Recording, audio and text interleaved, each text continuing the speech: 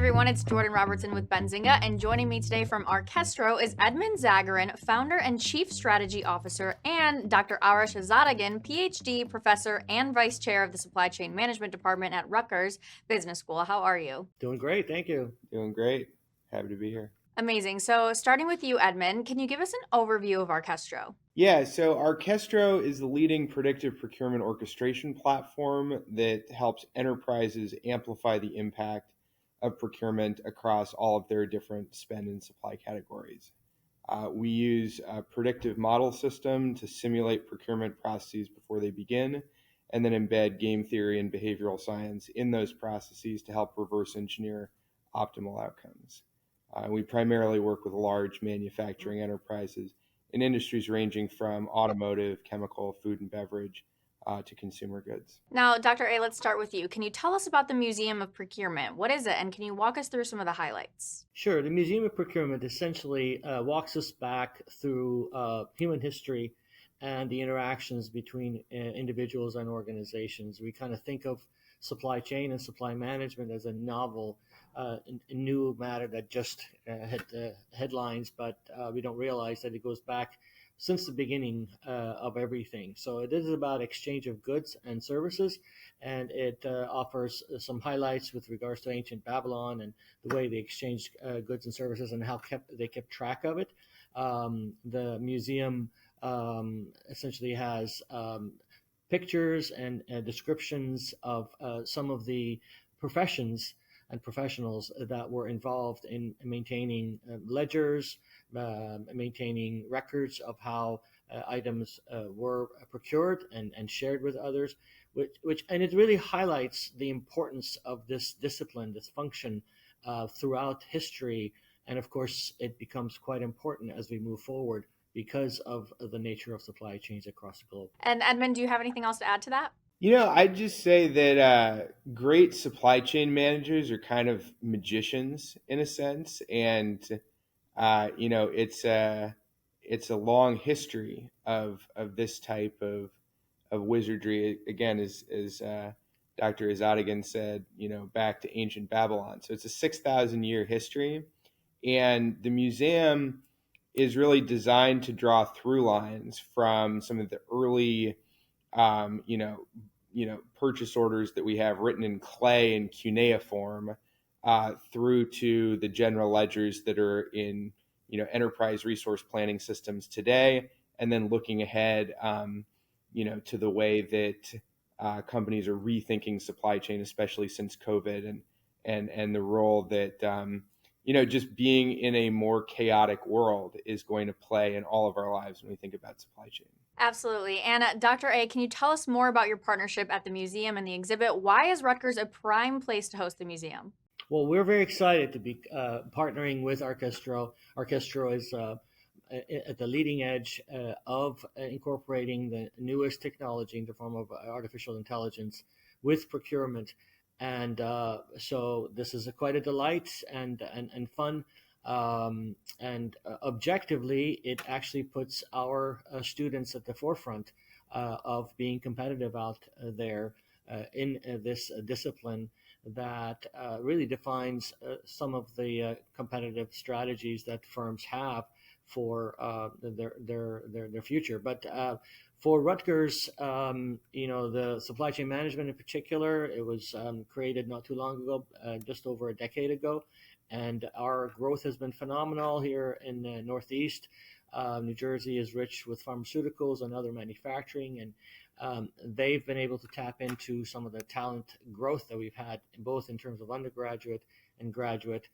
We're well ranked in the top five and the number two in the nation in many of the ranking, US Forward Report, Gartner, etc., which I won't go through the details of. But both in terms of teaching, in terms of service, in terms of the community, and particularly in terms of research for our faculty, it has put us in the forefront. And I'm very delighted that Edmund and his team at Arkestro recognized the potential of collaborating with us on this. Absolutely. And what do you hope will come out of the exhibit? Why do it? Well, I would say, it's just to echo Dr. A, it's a real pleasure just to collaborate with operations research folks, and especially the people in Rutgers Business School who are doing work in the supply chain. Not just because if you think about artificial intelligence and machine learning, we're naturally partnered with our peers in academia just because of how the research gets done. So we're always reading, journal papers and looking into kind of novel techniques, whether it's from predictive modeling or data mining, a whole host of different topics.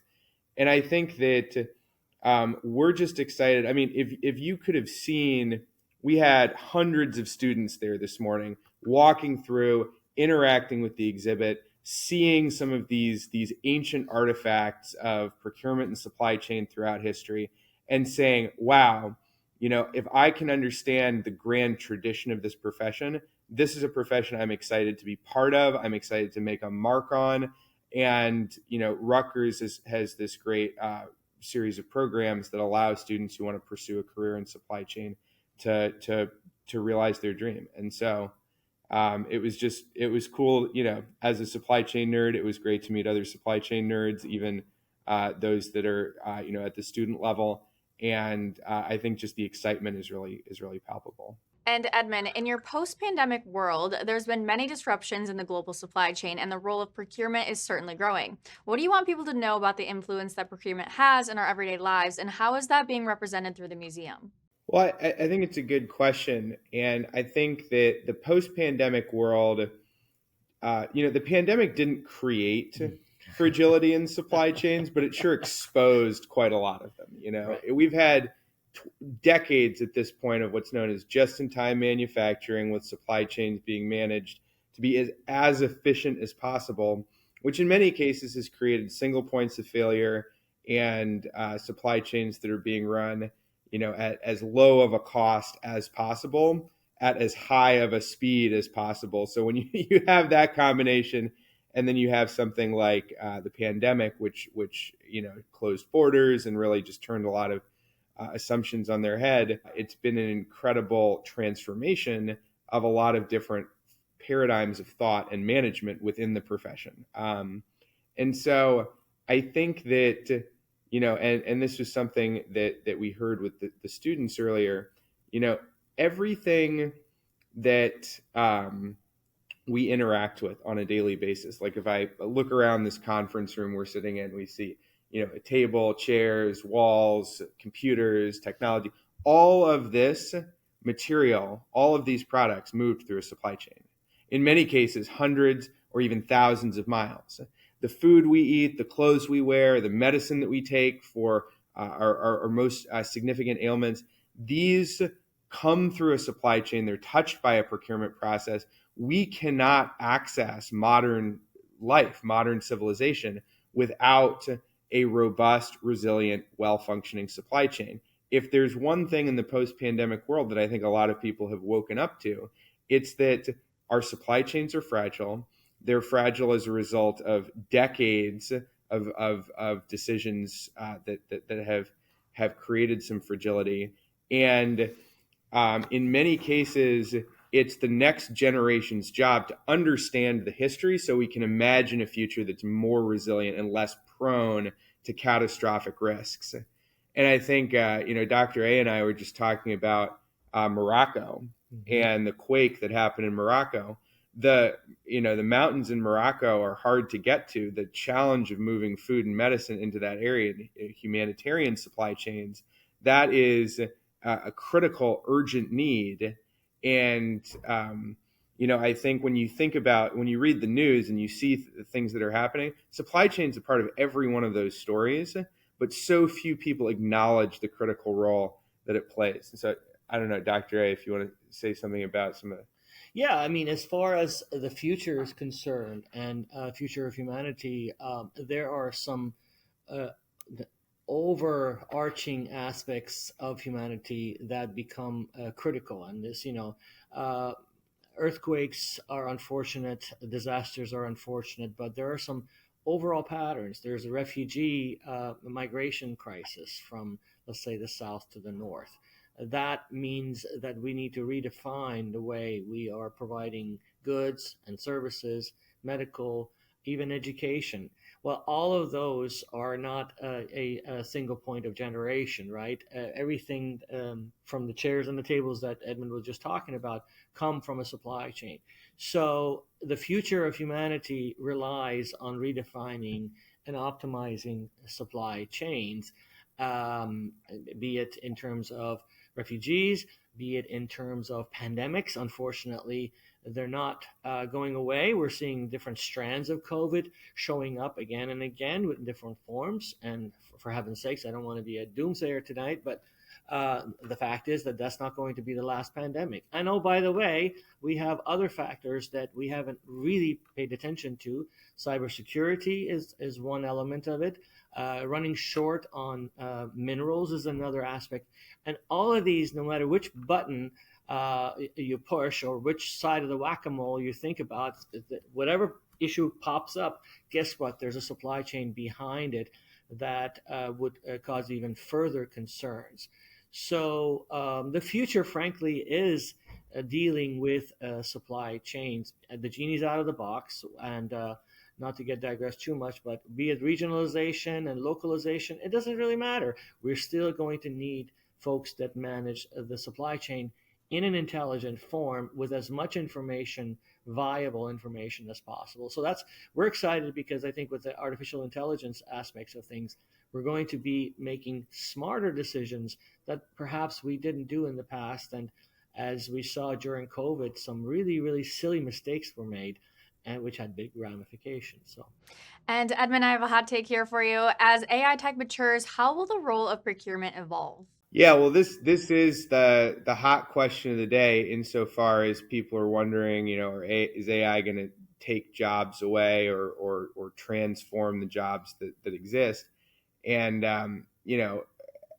talking to students, we said show of hands, yeah. who's interested in supply chain, and show of hands who's interested in AI.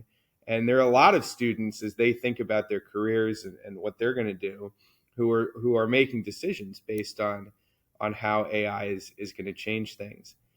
I would say that a lot of the work that goes into procurement involves data. It involves working with data, taking data, transforming it, cleaning it, measuring different aspects of a supply chain, whether you're measuring costs, you're measuring inventory, you're measuring demand. There's all of these different tasks.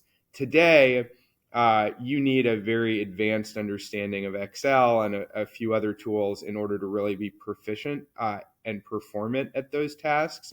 What I think is going to happen, and what we're seeing in the market, is that AI, especially the new generation of generative AI that enables you to just type a question in plain English and get a very detailed, very precise, and very fast answer to that, is going to democratize access to some of these more mathematically intensive professions like supply chain, so that more people will be able to enter the profession than before, and it will change what makes people really, really stand out. Yes, analytical skills are always going to be valued, but I would actually say, just to give you a hot take, that soft skills, people being able to form and build relationships with their colleagues, with suppliers, those have always been valuable, but I think they're going to, especially as so much more of the analysis can be done automatically through artificial intelligence, especially predictive artificial intelligence, that you're going to see the roles of the future are really going to be based in human connection.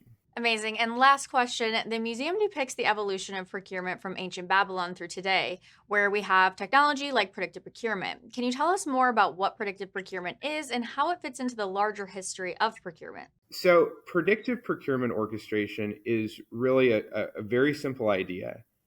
Simulating a process before it begins to identify all possible outcomes, ranking them, and then reverse engineering the steps of a process to achieve the better, of the possible outcomes. And so, if you look at the history of procurement, a lot of the standard technology in one form or another, if you go back to the abacus, is a form of a ledger. It's a form of a system of counting and reckoning. In other words, reconciling transactions that are part of an exchange of typically currency for materials, goods, and so on. And if you think about what predictive procurement orchestration and where it sits in the history of procurement, it's really this idea that if we know what an exchange is going to look like before we begin the process of negotiating, of asking for pricing, of getting into the details of a transaction, we can really eliminate many, many of the steps that go into kind of exchanging and pushing and pulling and going back and forth. And the history of procurement and the history of commerce is a lot of going back and forth and then documenting that back and forth in a ledger format.